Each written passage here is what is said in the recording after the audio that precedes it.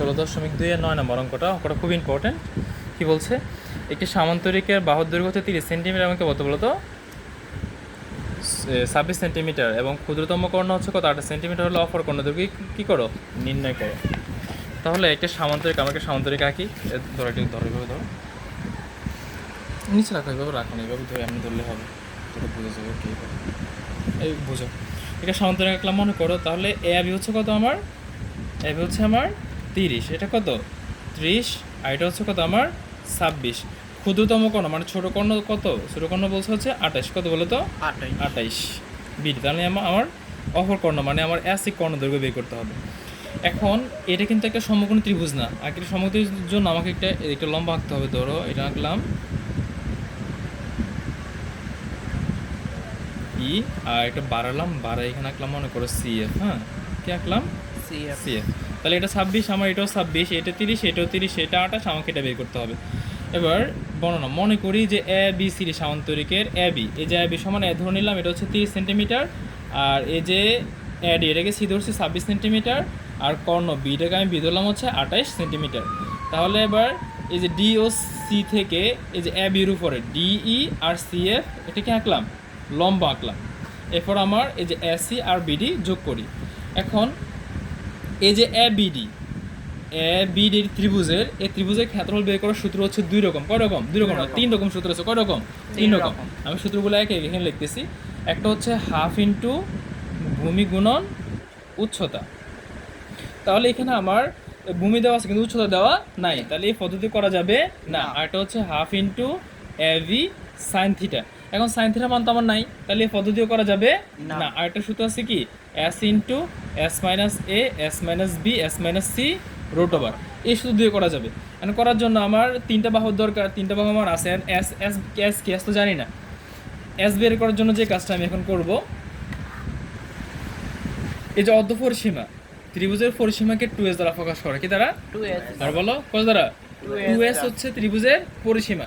আমার সাথে s দরকার, মানে 2s এর অর্ধেক লাগবে, তার মানে অর্ধ পরিসীমা। তো অর্ধ পরিসীমা s সমান কি হবে আমার a plus B plus C by 2। তাহলে আমার a এর মান কত? a এর মান 30, b এর মান হচ্ছে কত আমার 28, c এর মান হচ্ছে কত 26 বাই 2।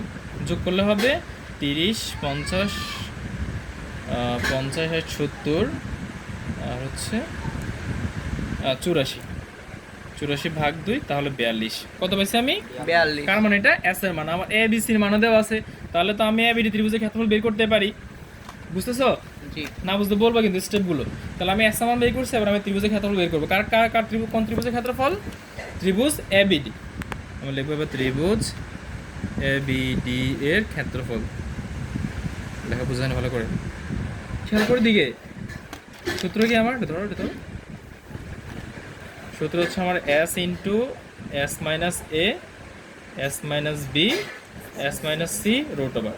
এস কত আমার 42, 42 মাইনাস এ কত 30, 42, বি কত 28, বি হচ্ছে 28, 42, সি কত 26 রুট ওভার। তাহলে 42 ইন্টু এখানে কত থাকে 12, কেমন 42 থেকে 28 বাদ দাও, 42 মাইনাস 28 কত থাকে 14, কত থাকে এখানে 14, আর এখানে হবে তাহলে 16। তাহলে হিসাব করো এবার, 42 গুণন 12 গুণন হচ্ছে 14 গুণন 16, তাহলে মান কত আসে আমার 11, বলো 112896, এটাকে রোট ওভার করতে হবে। তাহলে রোট ওভার অ্যান্সার কত আসে মান 336। এদেরকে বুঝছো নি হিসাবটা? খুব ইজি। তার কার পাইছি আমি এ বি ডি এর ক্ষেত্রফল। এখন যেহেতু এ বি ডি এর ক্ষেত্রফল পাইছি, আমার তো লম্বটা লাগবে, ডি এর মান লাগবে। এখন এই যে ত্রিভুজের ক্ষেত্রফল আমি এবার ভূমি আর উচ্চতা দিয়ে করতে পারি। আমরা লিখবো আবার বা এখন, এই যে দেখো ত্রিভুজ এ বি ডি এর ক্ষেত্রফল কত, হাফ ইন্টু ভূমি গুণ উচ্চতা না? জি। মারিয়া কোন দিকে তাকাইছে? ভূমি গুণ উচ্চতা। তাহলে এ বি ডি এর ক্ষেত্রফল কত পাইছি 336। হাফ ভূমি কত ভূমি হচ্ছে আমার এবি, ভূমি কত আমার এবি, এবি, উচ্চতা কত আমার ডিই, উচ্চতা ডিই না। জি এখন এই 336 সমান এই হাফ এবির মান কত পাইছি আমি 30 ইন্টু ডিই, ঠিক না? তাহলে এটা কাটলে কত আসবে 15 না? তার মানে 15 ইন্টু ডিই সমান কত আমার 336, 336। তাহলে আমি ডি এর মান কত পাবো বলো তো? ডি এর মান হচ্ছে আমার 336 ভাগ 15, এটাকে 15 দিয়ে ভাগ করে দিই আমি, ভাগ 15, মান কত আসে 22.4, কত 22.4, 22.4, 22.4টা আমার কার মান? ওই যে ডি এর মান।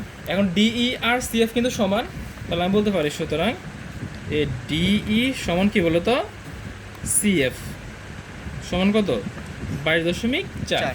তাহলে এবার এই যে ত্রিভুজটা যদি আমি কল্পনা করি, এখানে কি বলো তো বি এফ সি, এই ত্রিভুজের এই দেখো এটা মান কত 26, এটা মান 22.4, তাহলে আমি কিন্তু আমি বিএফ এর মান ইজিলি পারবো, ঠিক না?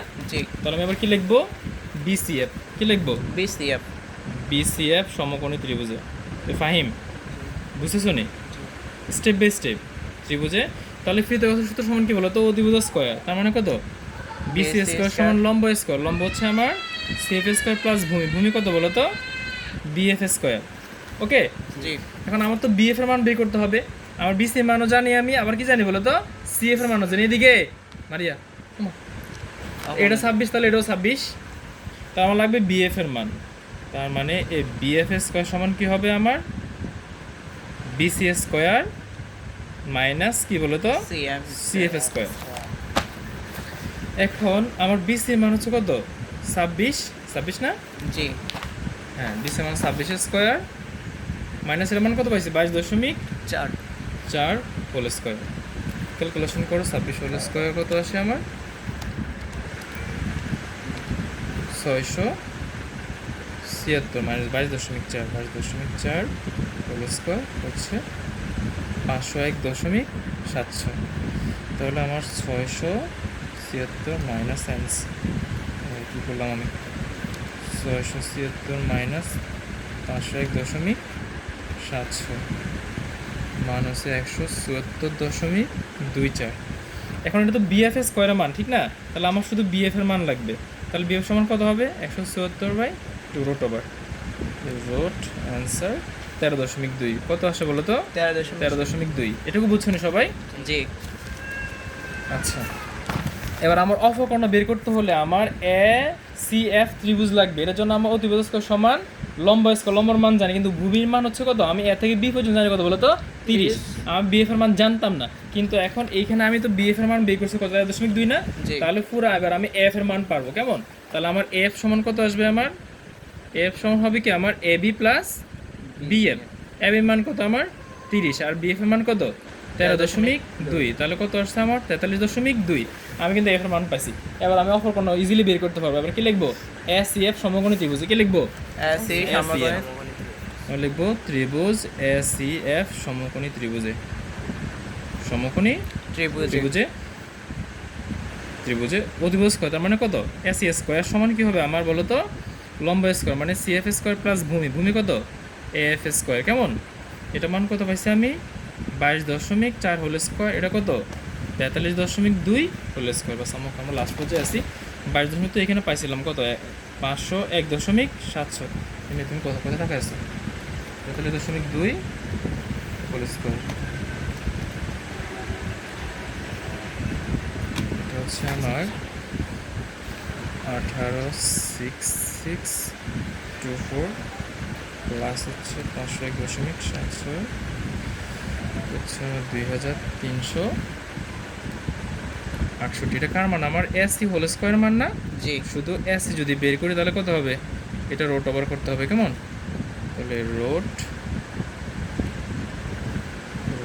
অ্যান্সার সমান কত আসছে বলো 48 কত 48.67 এটা রেজাল্ট। সুতরাং অপরকর্ণ, সুতরাং অপরকর্ণ এসি সমান কত আমার 48.67 এটা রেজাল্ট। এটা কমেন্ট